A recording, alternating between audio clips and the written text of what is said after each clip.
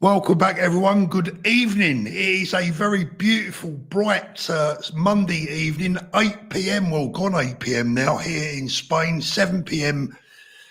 back at home. We are waiting. Ben Habib is here, I believe. Sorry we're late, everyone. Let me just try and get Ben in. Ben, it says your device is not connected, but we're getting there. We've had a few technical problems trying to get Ben on the show tonight.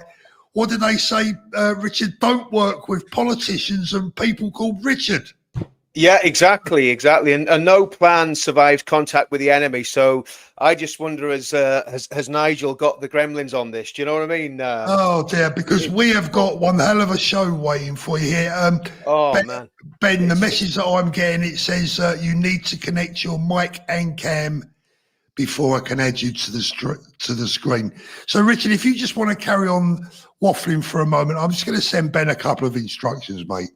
Yeah, well, I think, Paul, to be honest with you, I think what's happened in the last 24, 48 hours it's been like a whirlwind romance. I mean, it's had everything, hasn't it? Basically, Ben has. Hey, here we go. Sorry, Richard. He's here. I can stop talking now. Good evening, Ben. If technology is a prerequisite for saving the country, I think we're in deep trouble.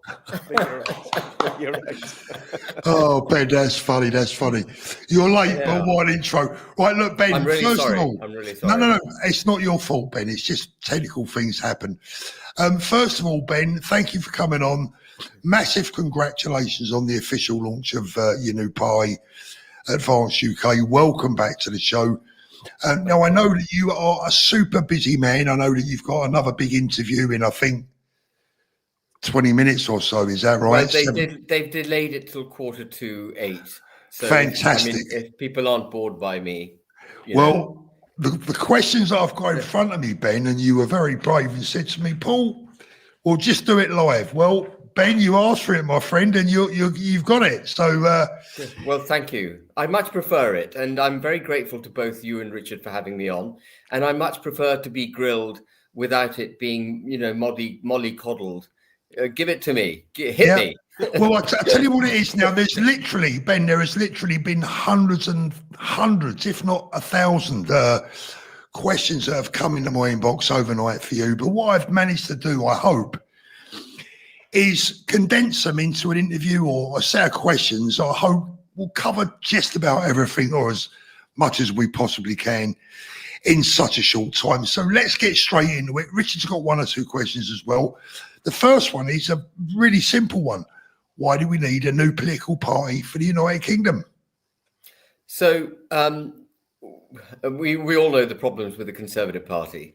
So I'm not going to discuss them. We all had, including myself, great hopes of Reform UK. And Reform UK, we thought, would put the country first, deliver an independent, prosperous, proud United Kingdom, put up our borders, make laws for the country, effectively adopt a patriotic agenda. But Farage, who is a consummate campaigner, a phenomenal political expedient, is the way I see him, pivots this way and that way in order to curry favor with the electorate as best he can. And in the pursuit of power, which he says is a prerequisite for delivering his policies, which of course is a statement that is obviously true, but in the pursuit of power, he is compromising that which we all know, and I think most people listening to me now know, to be the policies and the approach that's required to save the country. And there's no point getting into power, in my view, if you've prostituted your belief system in order to achieve it. And we know he's prostituting at least the belief system that you and I hold, that we hold, because he is taking into his midst, former Conservatives who are effectively Liberal Democrats. He's actually taking Liberal Democrats themselves into the party. He's taking former members of the Labour Party into his party. He's producing policies this way and that way. He talks about championing the working class and so on, but actually he's doing stuff that would increase the size of the welfare state, which would make things even more difficult for British people. He talks about the need to enforce our borders, but he's not in favor of deporting everyone here that is illegal. He says he cares about the culture of this country, but he's not concerned about the rate of demographic change. And then, of course, these are all symptoms of the problem with Farage. But then fundamentally, and for me, it's fundamentals are as important as the symptoms, perhaps more so. He doesn't stand for the nation state of the United Kingdom of Great Britain and Northern Ireland. I mean, Richard knows this, and I'm sure you do, Paul, and others, that he has thrown Northern Ireland under a bus. He didn't stand with me in fighting the protocol. He says a united Ireland is inevitable. He says he's perfectly happy to share a stage with Mary Lou MacDonald, who's an apologist for the IRA. And if he can't define the democratic unit that comprises the United Kingdom, how the devil is he going to restore our democracy? You've got to first identify what it is you're standing for. If he doesn't understand that he stands for all of us, he's nowhere. And of course, then when it comes to democracy, he talks about the need to champion the people, but he won't afford democracy to people in his own party. He holds his own membership in contempt. Goodness knows how he holds the electorate. I mean, no doubt in contempt. He talks about the need for freedom of speech, but yet anyone who tweeted anything that remotely offends him 2 or 3 years ago is thrown out of his party on their ear. He talks about the need for equality in front of the law. And I suspect we will talk about Tommy Robinson, but he hasn't got the courage to say that Tommy Robinson was a political prisoner. That a civil case was elevated to a criminal case and he was incarcerated. And as I've said many times on this program, it doesn't matter what you think about Tommy Robinson, the man. It doesn't matter whether you find him offensive at a personal level, whether you find his language too colorful for you or his past too colorful for you.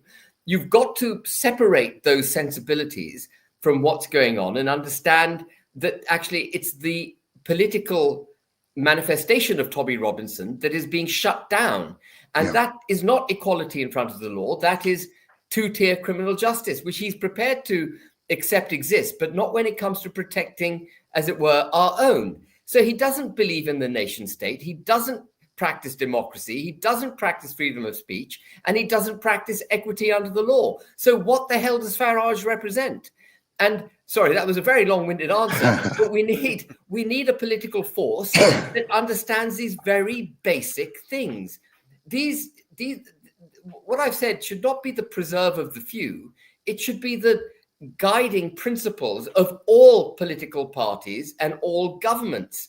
They have to believe in this country. They have to believe in democracy, freedom of speech, without which you can't have democracy. They have to believe in equity under the law, but they don't. And Farage is part of that problem. So we need a new political force. Absolutely. Ben, thank you for that. I mean, I'd love to come back to you on quite a bit of that, just for devil's advocate purpose. And, but unfortunately, we're not going to have the time to do all that tonight. What's the new party going to look like? And who's on board at the moment? Can you tell us a bit more about that? What I think is, again, it shouldn't be unique, but what I think is unique about this new party is that it is by the people and for the people. It is entirely democratic. The members can remove. It's a company limited by guarantee, which is a non-profit entity. It's the appropriate form of construction for an entity which wants to have members. And the members effectively control the party. And it has a board of directors, but the members with a simple majority can remove any board director, including the leader. So they can remove anyone they don't like at any time by a simple poll of the membership. That is unique in British politics. It shouldn't be, but it is. But I think what is particularly good about this political party is that it has something called a college. And the college will number up to 100 people, and they will be members of the party. But their job will be to hold the party executive, the party leadership, the operations, if you like, of the party to account, to make sure that the party delivers in its mission statement, in its political philosophy, that it doesn't deviate, that it doesn't become subject to the kind of political expediency which Farage, pursues. And The members of the college will not be allowed to be paid by the party. They must not have their interests skewed by pounds being put in their back pockets. And they are not able to stand for office. They are not able to be MPs or councillors or anything. They must be purely independent. And what I want in the college are the great minds of our movement, the fearless speakers of our movements, who will work with the executive, holding the executive to account, but work with the executive to create the policies to deliver the mission statement, which is effectively saving our country and our democracy and our culture, and work with the executive to deliver that, so that we have a balance of power, if you like, between the executives and the political philosophy of the party, so that the party doesn't go astray. The party stays true to its principles and yet has embedded democracy. That's how it's structured. And it is, as I say, unique in British politics. And if I were to be Trumpian about it, I'd say it's beautiful. I like that. Richard, have you got a question for Ben? Well, I was just going to say, if you're going to be our Donald Trump, we're very happy to be talking to the Donald Trump of the UK, Ben. Exactly, that would certainly be a coup for this channel. But no, I mean, I've got a couple of questions. I think one of the questions is, if obviously you've set this target of getting 30,000 members, which is not a really very easy task. It is difficult to get 30,000 members, because I remember the days with UKIP in 2018. So if you don't hit that target, what do you do then? I mean, obviously it's a very negative sort of question, but it's a question I think is quite important. So I'm trying to get to the bottom of the figures today, but it looks like we've got 4,500 new members today. I think we're in a very different political landscape to anything that UKIP has been in before. UKIP was a pioneer. It was working against the settled state of British politics, which was entirely a two-party system. Reform UK has achieved breaking that addiction to the two-party system. And I think people are now much more prepared and willing and desirous to look at other opportunities. So I hope we hit the 30,000. The way I chose that figure was because that was the membership number that Reform had at the beginning of last year's general election. And it won seats on the back of that. So I know it's a number that works from a ground game perspective, having campaign groups and leafleters, campaigners, people who knock on doors and so on. It works at that level, which is why I set it at that level. I also wanted a test, frankly, that my belief that a new political force is required. I wanted that tested by the people. I wanted the people to show me that they agree with me that a new political force is required. And if they show that to me, obviously, then, as you probably know, I'm going to donate a substantial amount of my wealth to the party to make sure that it's properly capitalized, stand shoulder to shoulder with those people who put the confidence in the party. But if we don't hit that 30,000, then obviously I will need to examine my navel and determine what we do next and why it is we didn't achieve it. Funny enough, Richard, I think, without wishing to tempt fate and without wishing to blot my copybook or sound arrogant, I think we're going to hit this target pretty quickly. Nothing to do with me as a persona or me, but I think people see that I hope that people see that the party is by the British people, for the British people, and they want true change. They want a party that really stands for the mission statement that we stand for. So I think we're going to get there, sooner rather than later, is what I believe. Ben, that centre-right tent is a very, very big one. I mean, you've got Reform, UKIP, a lot of people talking about Nick Tanconi, UKIP, etc., and a number of other smaller parties. And then, of course, there's the massive United Kingdom cultural movement, which we'll come on to later. Is your aim to try and unite everyone within that tent? And if that's the case, what do we do, or what's your plans with regards to people like Nick Tanconi and UKIP? Would you encourage them to amalgamate with your party, or are you happy for them to carry on doing what they're doing? Is there a plan in place as far as that sort of thing is concerned? So I think one of the other benefits of having a college and a large body of people which can accommodate lots of voices on our side of the debate is that people like Nick Tanconi can join our college. Obviously, they've got to go through due process, but they can join the college or they can join the party executive. They're most welcome. As I say, subject to due process, because it's very important that we build this party on proper foundations. But everyone is welcome. I've had discussions with Nick Tenconi, and if it wasn't for the fact I'm a businessman, Paul, and when you start out on a new venture, what you don't want to do, if you can avoid it, is pick up the problems of someone else's making over the years. UKIP is a very old party, so it's existed for a long time. It has its own legacy, both financially as well as reputationally and so on. And I just felt it was much better to start a new thing, which can't be dogged by the past. I didn't want to pick up issues. I wouldn't want to go into something, pick up issues and have to resolve them and be stuck in the weeds, distracted. This is a new venture.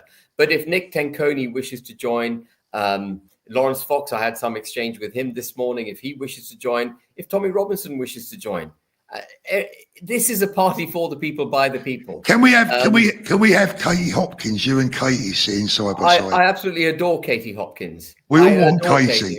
I had a meeting with Katie last week. Did I tell you? I met Katie last week, and sorry, go on. No, I'll just say, Ben, you're sending shivers down a lot of people's spines right now. This is what we've been waiting for. Can I just tell us what happened in the meeting with Katie? We're dying to know what happened in the meeting with Katie, Ben. Well, what I'd always liked about Katie and is what I saw in the public domain, and she made me laugh. Batshit bonkers Britain. I mean, who wouldn't laugh at that in times which are so straitened? She made me laugh, and she's completely solid.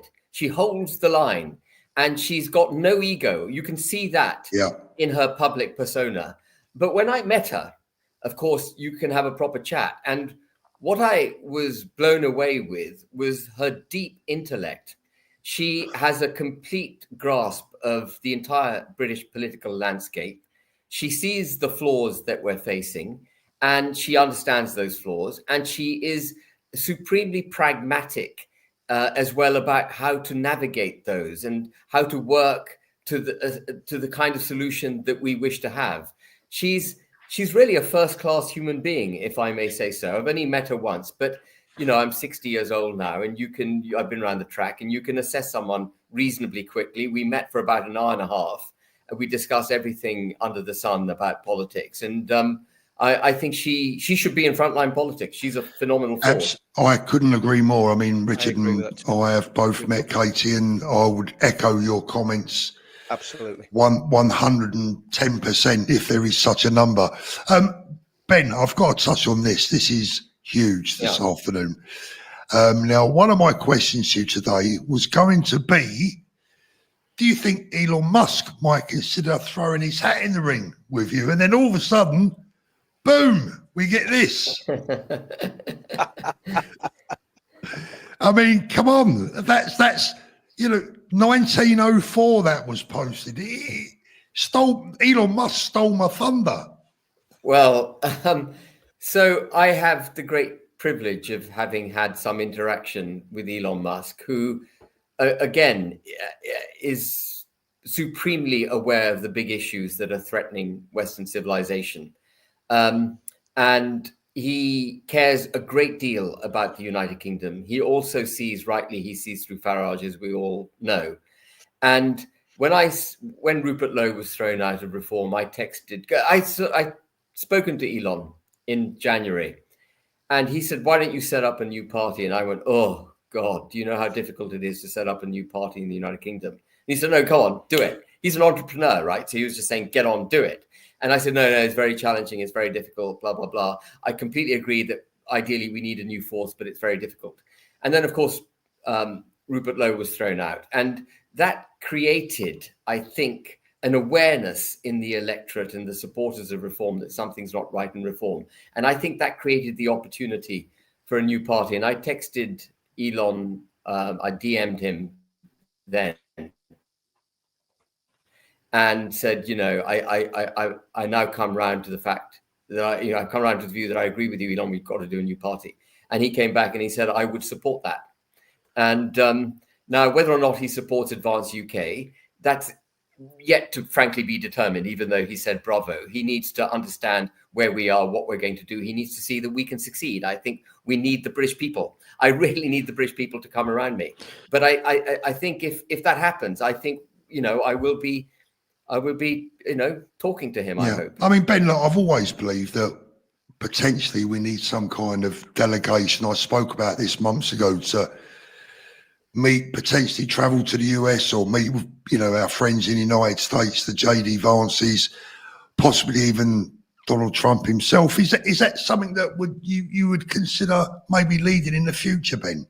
I think it's very important to do it. I think we need to evidence to them, Advance UK needs to evidence to them that they should see us, that, we've got to be able to show to them that not only do we possess the political philosophy required to save the country, we've got the support of the British people. So I think we've got to do some heavy lifting ourselves. We can't run off to Nurse and hope that Nurse is going to make everything right. We've got to stand up on our own 2 feet. Well, and Ben, sorry, Ben, the truth of the matter is for a very long time now, everyone has been pointing their fingers at people like yourself, Richard, myself, and everyone else involved in social media going, we need some hope. We need something to support. Well, here it is. It's launched. This is your chance. No more moaning. The link to Advance UK is in the video description below. Here is the opportunity to finally grasp what you've wanted all along, please God. But carry on, Ben. Sorry. Can I just dive in? Yeah. I think sure. Just one thing, but I think what you've done, Paul's right. You've given us hope, and I think we are in the last chance saloon. When you look at what happened in Ballymena a few weeks ago, and how that could have spiraled out of control, and you look at what happened in England last year, we need a political solution, and that's why what you're doing is so important, and you've got to be totally commended. You don't have to do this. You could just go and sit on a beach or play golf all day, whatever you want to do. You're doing this. We've got to know you're doing this because you 100% believe in what you're doing, and we believe in you. I think, and that's not been sycophantic. That's just where I think we all stand, Ben. To be honest with you. Well, that's very kind of you, Richard. I mean, I can absolutely confirm that I would like nothing more probably than to sit on a beach and play golf and relax. I'm 60 years old. My children have grown up. I've worked all my life. But I am absolutely petrified about what is coming to this country unless we get a grip of it. And I'm also equally committed, by the way, to resolving the very serious issues we face, but perhaps we're facing existential issues that would destroy our country. It would cease to exist. And I'm absolutely committed to addressing those threats in the best way possible. There's a knee-jerk reaction sometimes in politics to take draconian steps in order to address a problem that looks huge and insurmountable. And in taking draconian steps, you often destroy your ability to solve the problem. And I think what we're really lacking in British politics is people who are prepared to understand the symptoms of the problems. Lots of people see the symptoms. I get that. Farage sees the symptoms and he calls them out all day long. What we don't see often is in politics where people say, well, those are the symptoms. And now what are the underlying causes that are creating? What is the ailment that we're suffering? And what's the medicine that the organism needs to get rid of those ailments, to get not just to address the symptoms, but address the root causes of the problem. And we can go on chopping off the top of the weeds, but if we don't take it out from its roots, we will never solve the problem. And what I really hope to do through Advance UK is to establish this, intellectual ballast through the college and the party, political philosophy, which will not bend, but will also be very serious and restore the statesman-like sort of political governance that we had in this country. I don't want to be just, I'm going to speak frank. I don't want to be a shit disturber. I want to be a builder. I want to identify the issues and then deal with them, which is why I talk about nation state. If you really understand the nation state and democracy, and you address the root causes that are damaging our nation state and our democracy, you will automatically address our borders. You will automatically address the problems we have with mass migration and illegal migration, because in understanding what it is to be a nation state and what's caused our nation state to be so damaged, you will sort those problems out automatically. I don't need to be blasting from the rooftops lots of divisive language. I can do it through the roots. Does that make sense? Yeah, it makes sense. Yeah, it does. It does. Ben, I've got to ask you this. This is a big question that people are obviously going to be waiting for me to answer, and there's been literally dozens and dozens on this topic, but again, I've condensed it. Do you support Tommy Robinson's Unite the Kingdom movement? And and would you potentially attend their super rally in September in London? And given recent events, do you believe that Tommy, Stephen Lennon, is due an unmitigated apology from the media? Yeah, and many others. So just to say, there are two things at play, if I haven't already said this in this interview. There's Tommy Robinson, the individual, the human being, and there's Tommy Robinson, the political figure. Tommy Robinson, the political figure, must not be ostracized. Tommy Robinson, the political figure, has a right to be heard, and he's got a very powerful voice, and it shouldn't be muzzled by the state. That is where freedom of speech is absolutely, it's paramount that freedom of speech is preserved. And Tommy Robinson, the political figure, needs the support of all of us. And we've got to call out the state when we see the state targeting Tommy Robinson. Tommy Robinson, the individual, I don't know whether or not he's someone I'm going to love as a mate and have a beer with and break bread with. I don't know. I can't comment on that because I don't know. I've never met him. But I imagine we'd get on pretty damn well.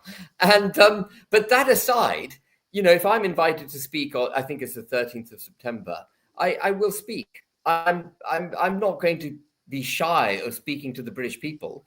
It's a legal congregation, a peaceful congregation of British people who wish to unite the kingdom.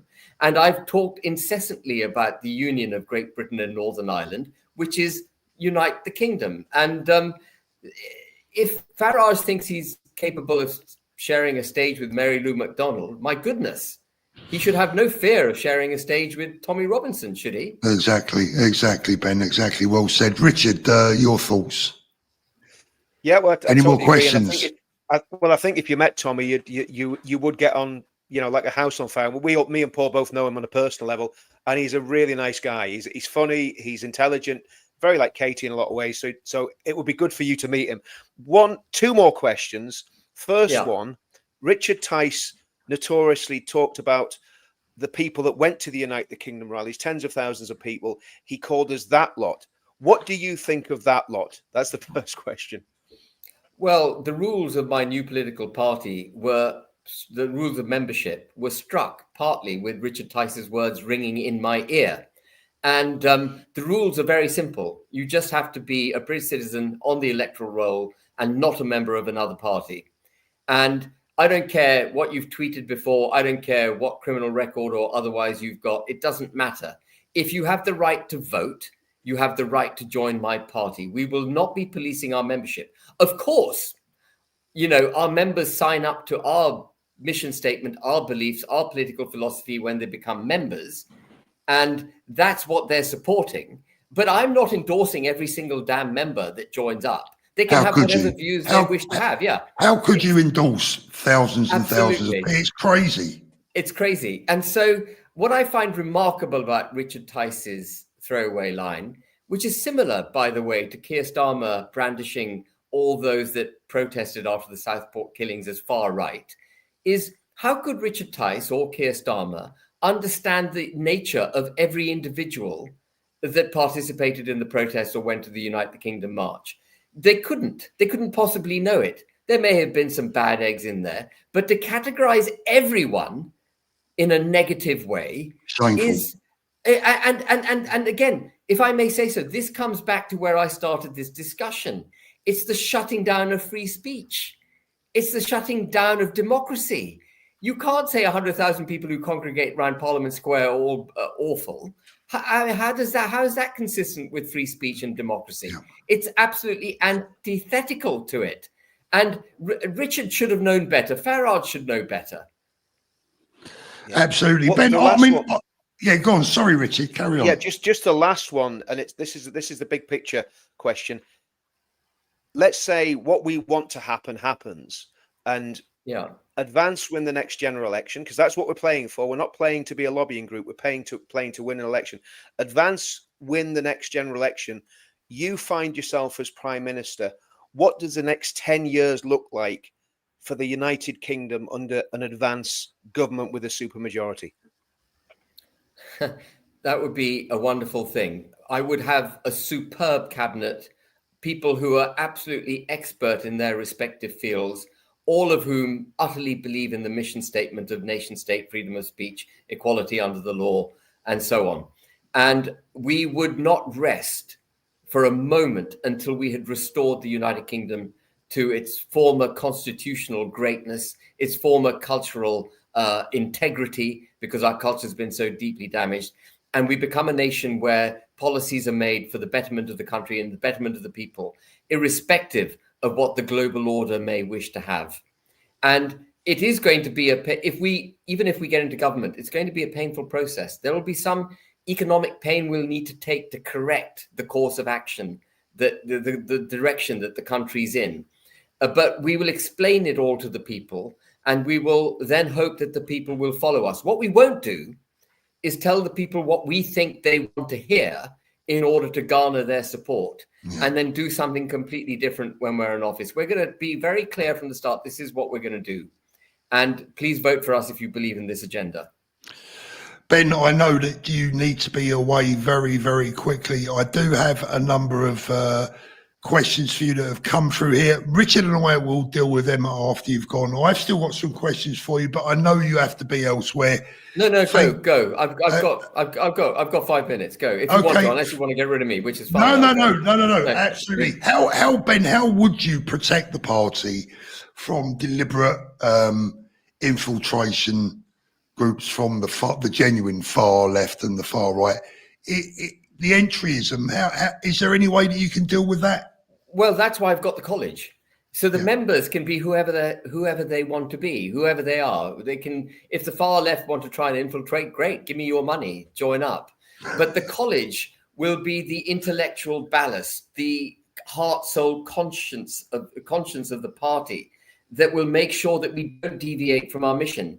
And the members elect the college, but the members of the college get re-elected over a very protracted period of time. It's a very slow change in the college. You can't hijack the party overnight. It would take 15 years of concerted effort.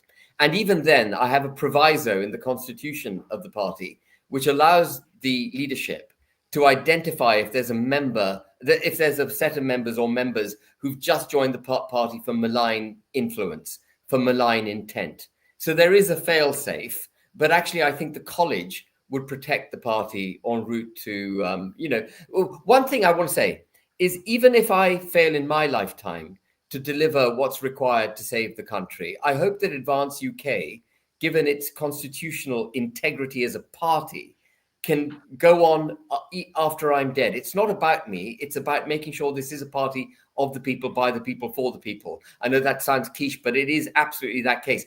We have to have a political party that is capable of going forward for years, championing the British cause. You're creating a legacy, Ben. You're talking about creating a legacy for the British people.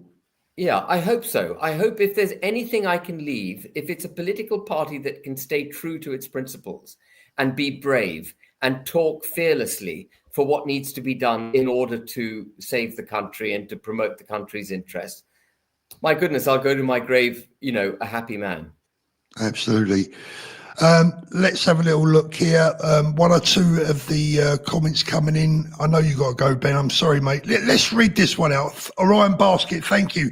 Given how Ben stood up to hope not hate, how fearful Farage is of them shows us who will stand for the UK. Go, Ben. Thank you.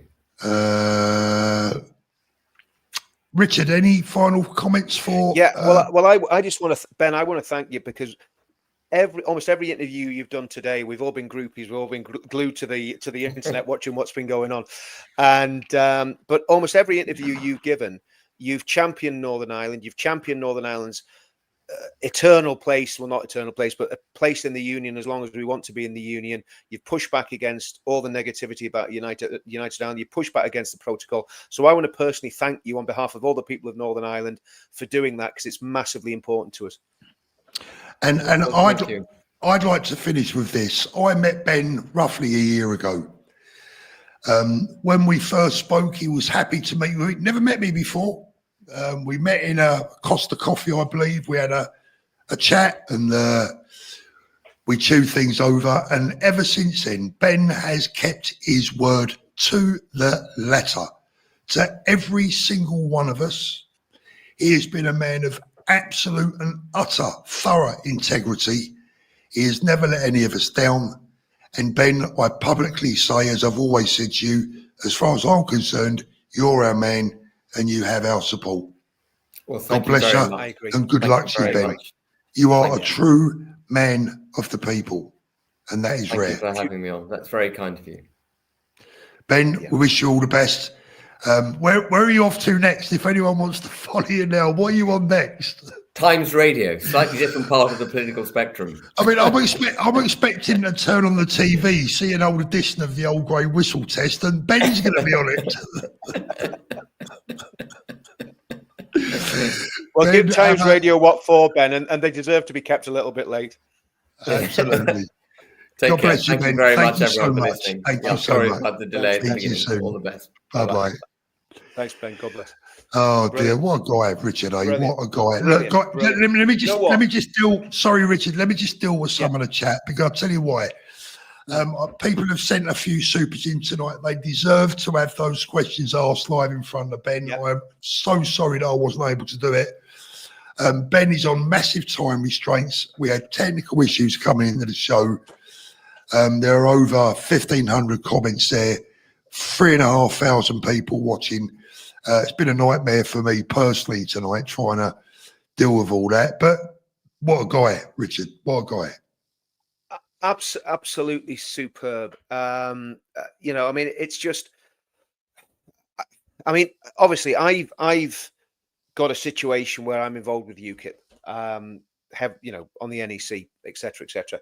But to be honest with you, what I've seen from Ben in the last 48 hours, I think there's only one thing I can do, and that's resign from UKIP and basically go over to Ben's new party and just, I think he's the only one that can save the country. I know that sounds very dramatic, but I genuinely believe that, Paul. Well, Richard, there'll be some on UKIP.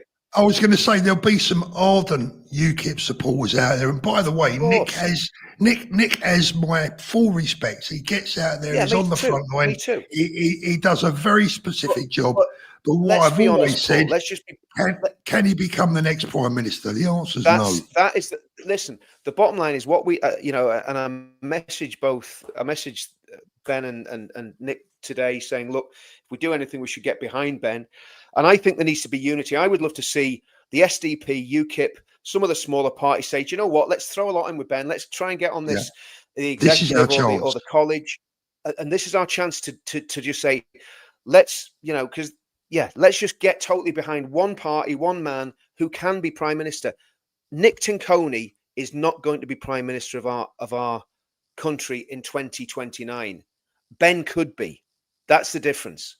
And on the basis of that, I have to go with the party that has the policies that I believe in, because we've had the great blessing, Paul, of being with Ben along this route, right? Not knowing everything that's going on, but we know pretty much what his thinking is, and I know he thinks like I think. He thinks like a lot of people in UKIP think, and a lot of people in Reform who are being literally hemmed in by Mohammed Zia Youssef and Nigel Farage. Well, it's time now, Richard. The time now has manifested itself where it really is time for everyone. And I'm not talking about any one person in particular now. I'm not talking about Nick. I'm not talking about anyone from any of the other parties. I'm talking about everyone. Everyone needs to be able to put their differences and their egos and their own agendas to one side and join, unite, and win this country back. That is the only way forward, and Ben Habib is our best chance. Absolutely. And the thing is, Paul, I mean, you know, me leaving UKIP, I'm on the NEC, so it's a position of decision making in UKIP, and I'm going to give that up. I'll not have any position in advance, as far as I know. I'll just be a member. But the reality is, you know, I've got to go on what I feel is the right thing to do, and I think I've just got to do it. And I would love to see everybody in UKIP come with me, to be brutally honest with you, including Ben and Nick and all the rest of the people on the NEC, and just say, look, let's get behind this project and let's make it work. The same with the SDP. And Ben is just Rod Little. Ben has just publicly opened his arms to Nick Tanconi. Absolutely, he said, "Come on board." And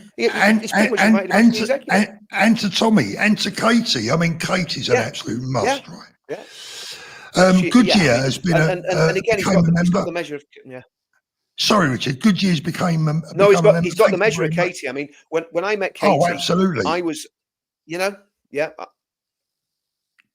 I was so impressed with Katie. She was just just a lovely, lovely person. Let me get through some of these. Hi, Paul and Richard. I'm disappointed that Ben and Rupert couldn't have joined UKIP and worked together because reform is not the answer. Well, Philip, hopefully that can work in reverse. AJ Audits, Ben, will you join forces with Rupert and Nick Tanconi? I think this would be a good collaboration, especially with Tommy's support. Do you know what? I meant to mention Rupert, and it completely slipped my mind, but Rupert's launched his own thing today, which, we'll have to see what happens. I'm sure that Rupert and Ben will probably still be working together somewhere down the line, but, I mean, Elon Musk's tweet today is huge. It's massive. It's massive, and I mean, this is what it's almost like all the planets are aligned. And like I say, I think if people don't get on board with this, they're going to miss out, from whatever, political, it'd be very easy for me to, say, no, I'm going to stay with UKIP. That would be the easy route. But to me, I think what Ben's got, he has got something that nobody else has got. And there is. I want to give all levels. He has, Richard. And I want to pay UKIP and Nick and all their members a lot of respect, because they've been out there on the front line for a long time, doing their thing, and I have every respect for that. This is a different level as far as I'm concerned. This is what I've been waiting for. I don't want to be an activist, Richard. I want to be involved in politics, as in proper politics, the way forward, legally, safely, the best way for our people and for our kids. Andrew Westy, how would the party protect children regarding the curriculum and bring Christianity back to primary and secondary schools? Great question, Andrew. I'm sure that Ben would give you the answer you're waiting or that you'd like to hear. Well, again, I mean, just from what I know of people that are working with the party, there is a massive amount of Christian influence in that party. I don't believe Ben claims to be a Christian, but there's a massive amount of Christians very close to Ben that are working with him. Again, I'm not privy to all the discussions, but I know that that's a fact, and that those ideas and principles. In fact, a lot of what Ben is basing his mission statement, etc., on is really stuff that you'd find in the pledge. So the pledge has kind of covered all that sort of stuff. And, when you look at what he's talking about, freedom, equality, democracy, sovereignty, all those sorts of things, we've already all honed in on. Yeah. Marie, thank you for your messages. I'm going to ask Ben tomorrow to go through all of the chat, and anyone that's been missed out, hopefully, we can make that up to him in the future. Kenny says, pity we also have the SNP to contend with up here. My fear is a split vote between Reform and Advance could help SNP sneak in again in 2 years' time. Okay, JC, can we, Paul? Can we comment on some of these things? Because I think it's good to basically sort of say. So, okay, 2 years' time in Scotland. I get that. the big prize is the general election in the United Kingdom, the whole of the United Kingdom in 2029, which is what was it? Is it 3 years now? 4 years? Whatever, 4 years. Okay. So 4 years, like people say a week's a long time in politics. 4 years is a massive amount of time in politics. I think we've got to give Ben as much space as he can get. And listen, the other thing is there will be mistakes made in this party. Without a shadow of a doubt, Ben will make mistakes. Anyone who's involved in the party will make mistakes. But we've got to give Ben the room to do what he has to do, which is build a political party that can actually take power and control and get control of what's happening in the United Kingdom, which is a massive job. So I think don't think about splitting the vote. Think about going, okay, which is the party that's most likely to represent what I believe credibly? And I think it's going to be Ben with Advance. Can't hear you, Paul. I'd say don't think about splitting the vote. Think about building a vote. And very interesting to see that Ben agrees with me in the respect that I think it's important that he gets himself out to the United States as well. I think that would be massive. Thing, Paul, and this is where we've got to pay. We've got to pay credit to what Nick Tinconi's doing in UKIP. I think there has to be a way of without. I don't want to see Advance doing the same activism that UKIP does, but there has to be a way of having lots of grassroots meetings with the working class people. That's really, really important. So that's something, again, we can talk to the people in Advance about as things progress, but I think that's really important. Yeah. Philip Shepherd, I hope that Ben is telling us is going to work, because we are running out of options, and I hope Nick and other people join. I've joined today. Obviously, I hope that everyone joins. The video as a link below to Ben's new political party. I would hope that you would all join. Look, at the end of the day, I'm afraid it's going to cost 10 quid, but is it not worth the gamble? A tenner for your country? Is it worth 2 coffees? Yeah. 2 coffees. Yeah, exactly. 4,000 in one day. Crazy, yeah. The lefties are going to have a conundrum when they can't call us racist if Ben is the leader. Oh, they'll call him a racist. Absolutely. Well, they probably will. They probably will, but they'll call him all sorts of things. So you'll have middle-class white people. You'll have middle-class white people calling Ben a racist. That's what you're going to have. That's crazy. Let's have a little look. I mean, look, hundreds and hundreds of messages come through again tonight, Richard. Unfortunately, we're not going to be able to get through any of them. I've also got another meeting in 3 minutes' time, which I really need to be on. We'd planned for Ben to be on Dead on 7. Unfortunately, there was a few technical issues. Thank you so much for everyone tonight. I know that Ben has done a lot of interviews today, but hopefully we asked him some questions that other people may not have been able to. What I hope we do, what I do hope we've been able to do, is bring you the genuine, honest face of Mr. Ben Habib, who truly wants to save this country and wants to do it properly. Please give me your support. Richard, your final views? Yeah, I think it was an excellent interview, Paul. I'm very excited about this. Again, I have to back Ben. I can't, it's all my conscience to let me do. And I think this is the only chance. And I think it's going to, I believe that Ben is going to succeed. And not just Ben, it's going to be the whole mechanism. We can't just put it all on one man. That party is set up in such a way, it's not about one man, but we need one man to lead it. And there's no better man out there to lead it. And the things he said about Tommy were absolutely great as well. And I do think a meeting between Tommy and Ben has to happen.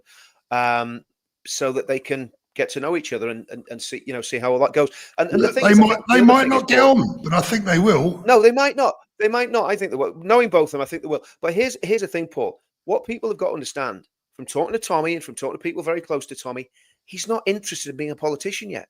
He's doing his journalism. He's trying to get all his lawfare out of the way. He's got far more things on his mind than worrying about joining a party.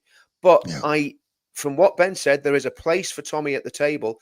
And with Tommy's ability to galvanize the British working class public, any party that ignores Tommy is completely foolish. And I believe that's where reform will come unstuck.